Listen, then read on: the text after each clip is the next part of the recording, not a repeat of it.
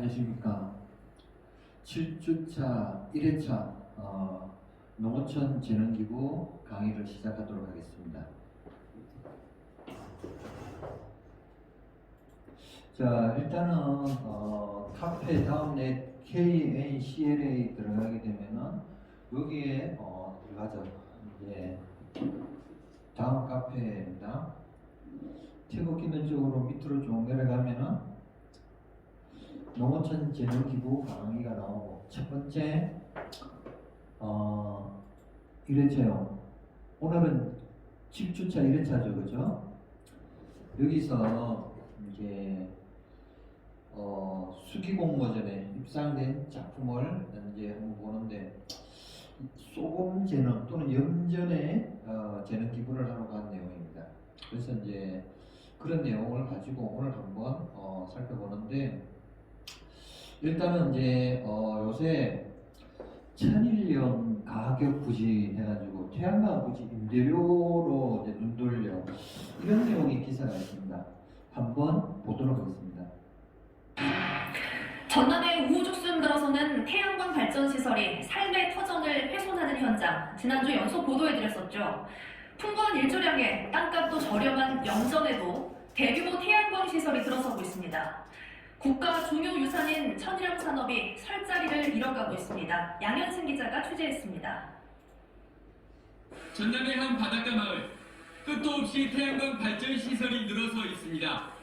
2년 전까지만 해도 염전이었지만 국내 최대 태양광 발전 단지가 됐습니다. 거대한 소금밭에 남은 흔적은 평평하게 다져진 땅과 붉게 물든 함초뿐입니다. 태양광 발전의 핵심은 풍부한 일조량입니다. 햇볕으로 소금을 만들던 염전들이 잇따라 태양광 발전 부지로 바뀌고 있습니다. 해남군에서만 최근 몇 년 새 100만 제곱미터 가까운 염전이 태양광 발전 단지로 바뀌었습니다. 일반 노즐이라면 그 태양광 수입 가중치가 좀 적습니다. 근데 염전은 이제 폐 부지 이런 거 유효 부지 사용하는 거라서 가중치가 좀 적습니다. 땅값이 싸고. 국내 최대 천일염 생산지인 신안군 사정도 마찬가지. 400만 제곱미터의 염전 부지가 발전 사업 허가를 마쳤고 219만 제곱미터, 200개 넘는 축구장 면적에서 개발 행위 허가가 났습니다. 신안군의 염전은 지난 2016년 정부가 지정한 제4호 국가 중요 어업유산, 염업 기술과 전통, 풍습을 지켜나가야 하는 터전으로 인정받은 겁니다. 하지만 대책 없이 바닥을 기는 소금값 탓에 경제성이 떨어지는 염전을 운영하는 대신 태양광 발전용으로 땅을 임대해주고 있습니다. 염전 땅은 공시지가로 3.3제곱미터에 1,000원 미만이지만 임대해주면 1년에 6,000원씩, 매매는 7만원씩 쳐줘 소금 농사보다 낮기 때문입니다. 이제 천일 가격이 많이 이제 하락을 해서 이게 이제 그쪽으로 이제 대기업도 그렇고요. 이제 그 염전을 이제 적합 햇빛이 좋기 때문에 그 확보를 이제 많이 하려고 하죠. 당장은 허가 규모에 비해 태양광 시설 공사가 미미하지만 전력 개통 연계 시설이 구축돼 향후 7년 이후에는 곳곳에 소금밭을 품었던 섬 풍경이 180도 달라질지도 모릅니다. MBC 뉴스 양혜승입니다. 자, 염전에서 이런 일이 생긴다는 게 좀 그러네요. 특히 우리는 여기에서 이제 보통 볼 적에 그 염전노예에 대해서 이제 많이 들어봤죠. 그래서 이제 그게 이제 형사 사건이 돼가지고 사회적으로도 큰 문제가 됐는데, 어쨌든 이 염전에 대해서는 이제 이렇게 보게 되면은 굉장히 그 노동 강도가 세고, 특히 이제 방금 TV 뉴스에도 봤지만은 이게 천일염 해가지고 수지타산이 안 맞는 것 같아요. 그래가지고 이제 장애인이라든가 뭐 기타 등등 뭐 10년 20년 노동시켰는데 월급을 그동안 안 줬다 해가지고 뭐 소송을 통해 가지고 뭐 어떤 시민단체에서 도움으로 이분들이 이제 그동안 못 받았던 이제 월급을 다 일시불로 받는다거나 뭐 그런 일이 최근에 이제 발생했죠.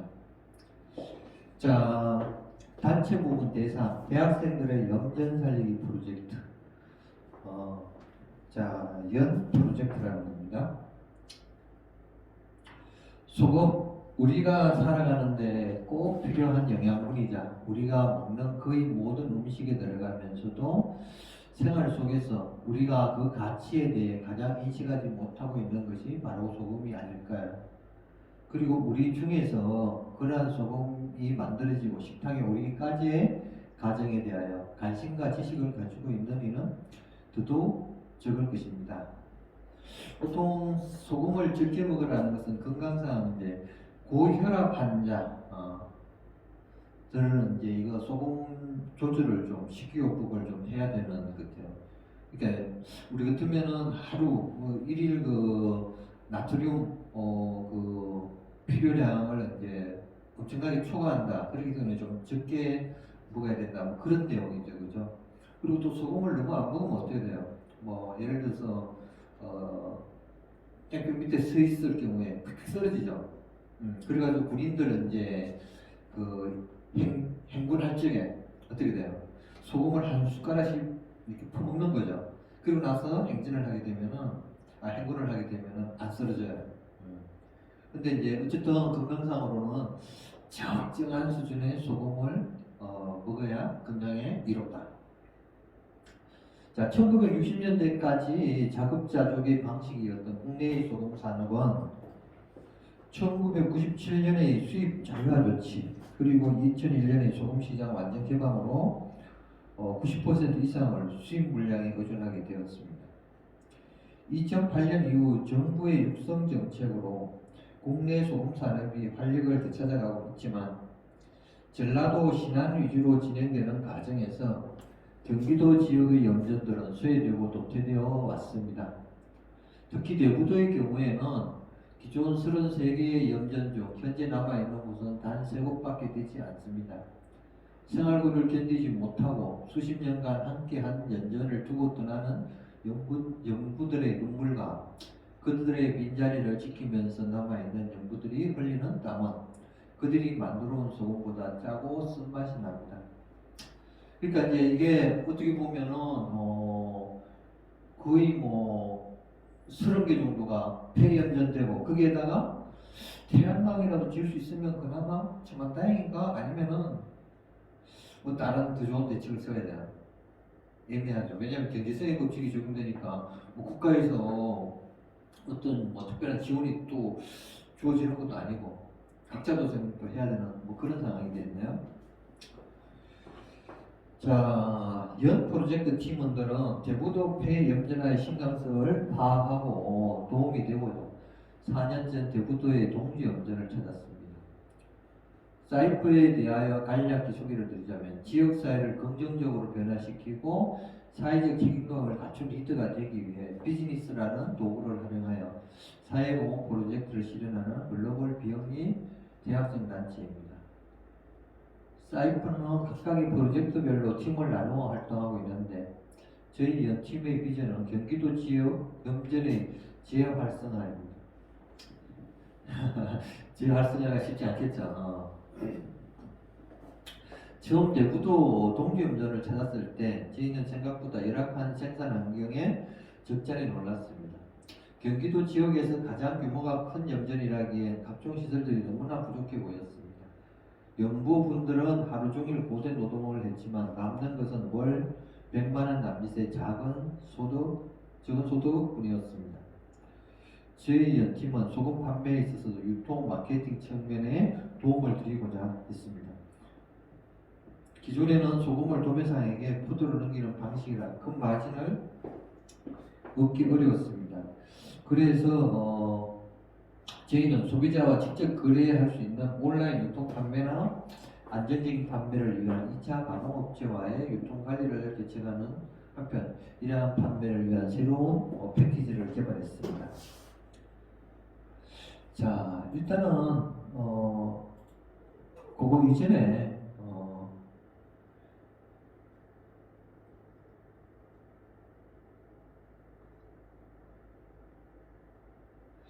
이 염전이 사라진다는 내용에 대한 남편은 좋아하는데 전 2018년 기사네요, 이게. 그러니까 이게 태양광 부지 임대료로 눈 돌리는 게 2018년이고 이 대학생들의 염전 살리기 프로젝트가 2011년 그때쯤 있었는 거예요. 예.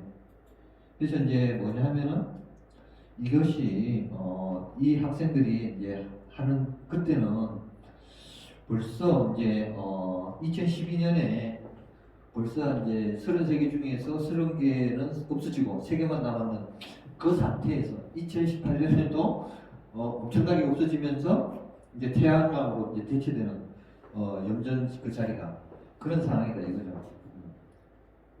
그러나 처음에 생각처럼 소금 판매가 잘 이루어지지 않았습니다. 가장 큰 문제는 산지 인지도였습니다.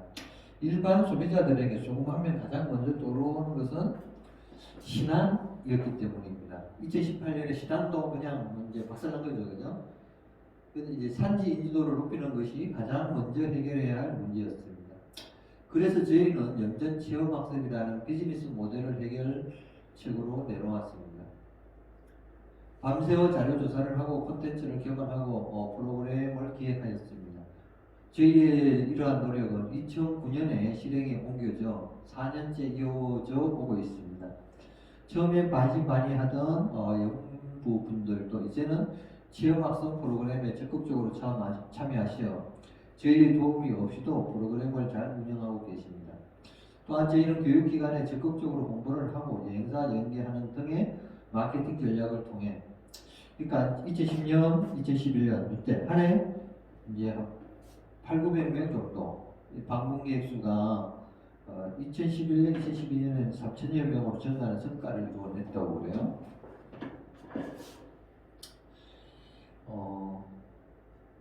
이러한 체험학습이 성공에 힘입어 저희의 소금 판매를 위한 노력도 빛을 발하게 되었습니다. 기존에 판매되던 햇소금 외에 묵힌 소금 제품을 출시하기 위한 패키지를 개발하였으며 온라인 판로를 구축하고 가공업체와 계약을 맺는 등 수입을 높일 수 있는 유통 판로 구축을 위해 노력하였습니다. 아울러 제품 홍보를 위해 대규모 박람회 등에 참여하였습니다. 이러한 노력의 성과로 저희는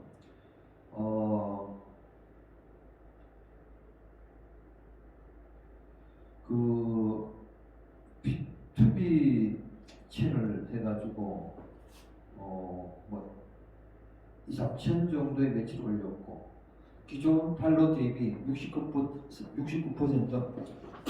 수익성 상승을 했다고 그래요. 자연을 담은 옹기천일염으로 되어 있네요.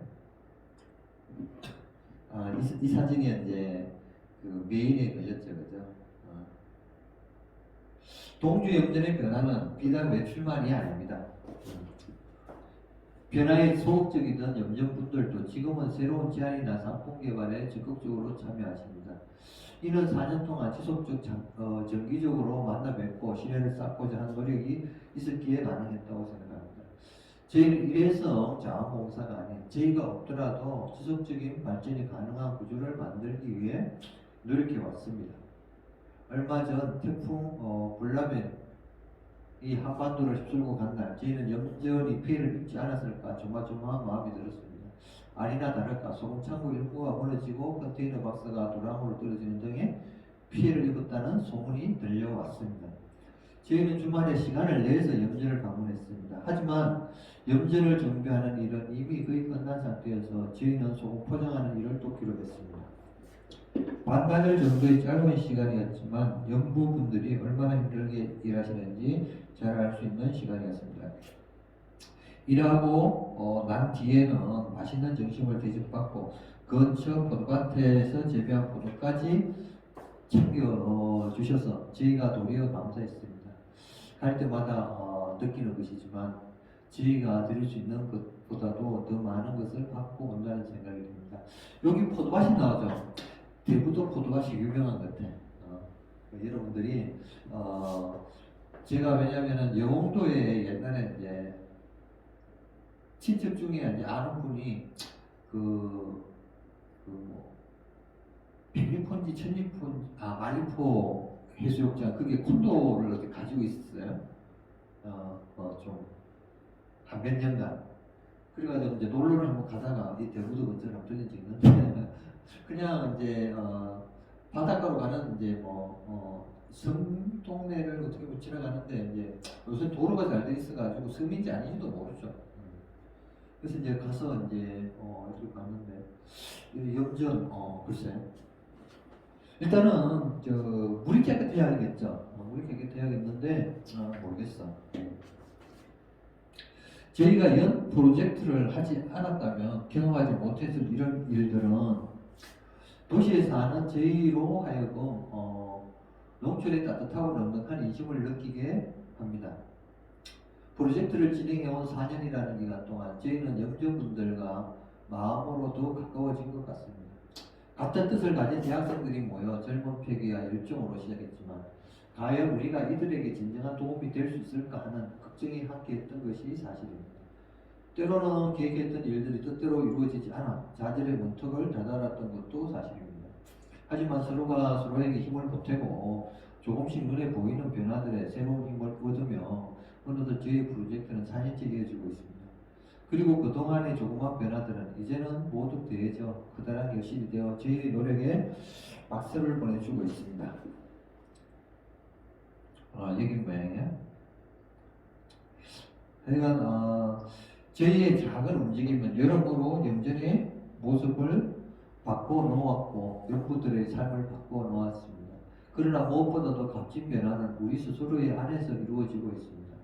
그동안 학교라는 울타리 안에서 책상 앞에 앉아 공부하고 고민하는 문제들을 실제 삶의 현장에서 풀어보고 그 속에서 만난 동료들과 염전에서 일하는 연구분들과 몸과 마음으로 나누며 저희는 한층 성숙해졌고 가슴 벅찬 보람을 느끼며 저희가 추구해야 할 가치들을 가르쳐볼 수 있었습니다. 그리고 저희는 동주 염전뿐만 아니라 경기도 지역의 소금산업 전체가 다시금 활력을 찾을 때까지 더 나아가 우리나라의 농어촌이 더 이상 소외되지 않고 균형 잡힌 발전을 이루어 나갈 때까지 멈추지 않을 것입니다. 자, 어쨌든 100% 없어지는 건 아니겠죠. 응? 이 염전이. 근데 어쨌든 이제 이게 수요 공급의 법칙 또는 이제 우리 소금을 외국에서 이제 싼 가격에 수입을 해왔을 경우에 또 그런 문제라든가 또 쉽게 말하면 소금에 쉽게 말하면 검토를 돌려가지고 아주 비싸게 아주 건강에 좋게 만들기 전에는 소금이 나트륨이니까 비슷비슷하겠죠, 그죠? 그 애매한 거야. 그래서 이제 더 이제 그 결정체가 좀 순수하게 또 어떤 가공 처리 방법을 통해서 과학적으로 더 건강에라든가 아니면은 기타 등등이 좋다는 것을 증명시키기 전에는 기존의 방법으로는 조금 이제 좀 힘들지 않겠나 그런 생각도 해봅니다. 그래서 어쨌든 자연 그대로 그대로의 그것이 어쨌든 최고긴 최고죠, 그죠? 이제 그 대대손손 내려오는 거기에서 어느 정도의 이제 건강에 이상이 없을 정도로 이제 제품이 이제 나온다면은 7년 전 JTBC는 신안군 염전노예 사건을 보도했습니다. 고립된 섬에서 학대당한 장애인 염전 노동자들의 현실에 전 국민이 분노하셨죠. 과연 지금은 얼마나 나아졌을까요? 결론부터 말씀드리면 현장은 여전히 참혹했습니다. 노동자들의 방 안엔 쥐덫이 놓여져 있고 100만 원도 안 되는 월급마저 착취당하고 있었습니다. 월급 20여만 원이네요. 이게 2021년 11월이라 작년이죠. 다리를 건너자 섬 곳곳에 양식장과 염전이 펼쳐져 있습니다. 마을에서 멀리 떨어진 한 염전을 찾았습니다. 염전 한 켠 낡은 가건물에서 만난 이모 씨. 이 씨를 따라 들어가니 벽이 곰팡이로 얼룩져 있습니다. 바닥엔 쥐덫들이 놓여 있고 바로 옆엔 쌀포대가 있습니다. 이 씨는 이 염전에서 일하는 일용직 노동자. 이거 일하시면은 그 돈은 얼마나 받으세요? 모든 분이 땅 먹고 있어요. 일단 10만 원씩. 사업 내죠. 아, 이 씨의 통장엔 지난 3년 2개월 동안 1,680만 원이 입금됐습니다. 그중 절반에 가까운 810만 원은 최근 들어왔습니다. 지난해까지 월 평균 27만 원을 받은 셈. 그마저도 수시로 수십만 원씩 출금됐지만 이 씨는 몰랐다고 합니다. 돈을 선생님 혹시 어떻게 쓰세요? 현금 뽑아서 쓰세요? 지금 돈 근래 쓰신 적이 없으세요? 이 씨 고용주가 아는 장비기사에게도 50만 원이 송금됐습니다. 강 선생님은 누구예요? 고용주는 급여를 1단으로 계산해 문제가 없다는 입장입니다.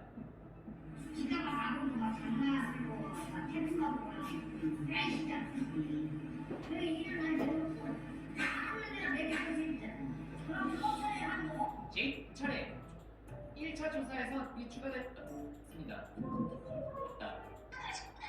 이번 조사와 불고 있습니다.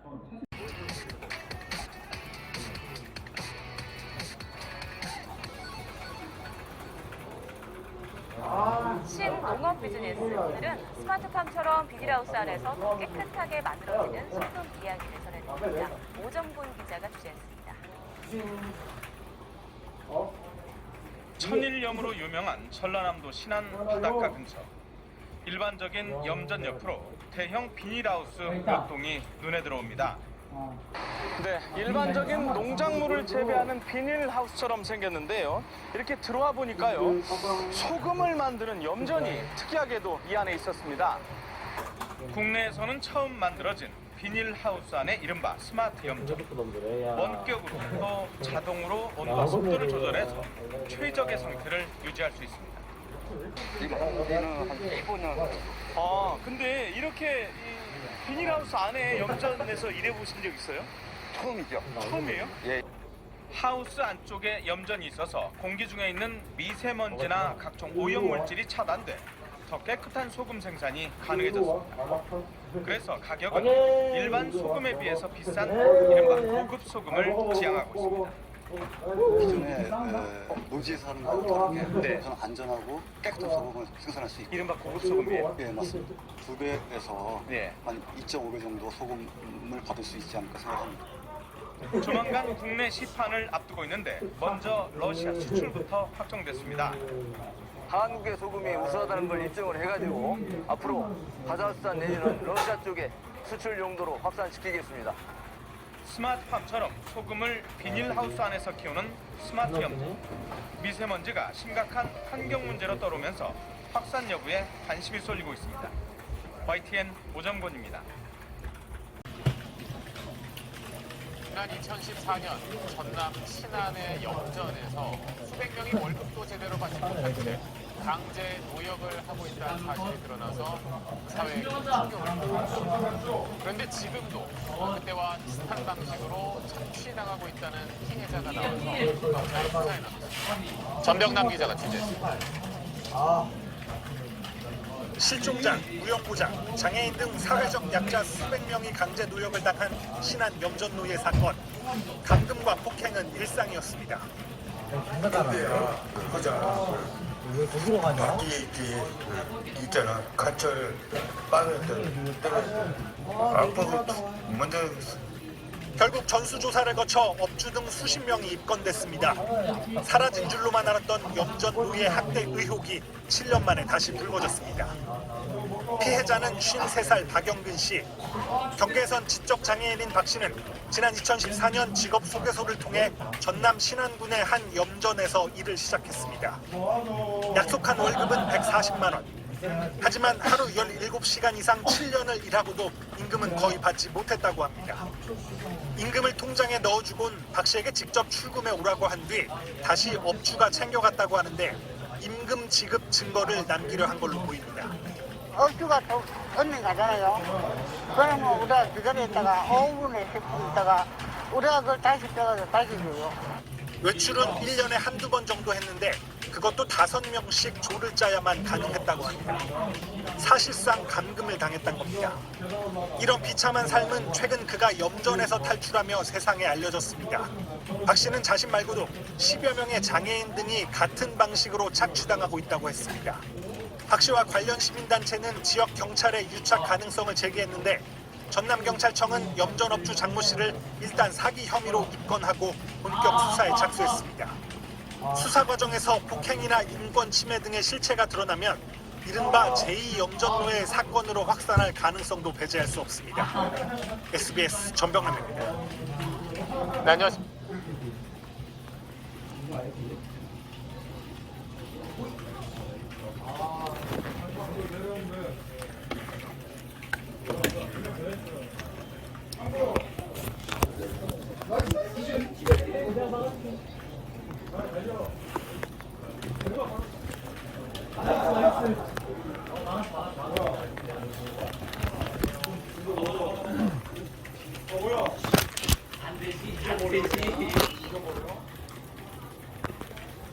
자, 이러한 염전의 애환도 있죠. 그리고 또 뭐 형사 사건도 생기고 하여간 뭐 행복한 사회가 되는 게 꿈입니다. 자, 오늘 이 정도로 마치겠습니다. 수고하셨습니다.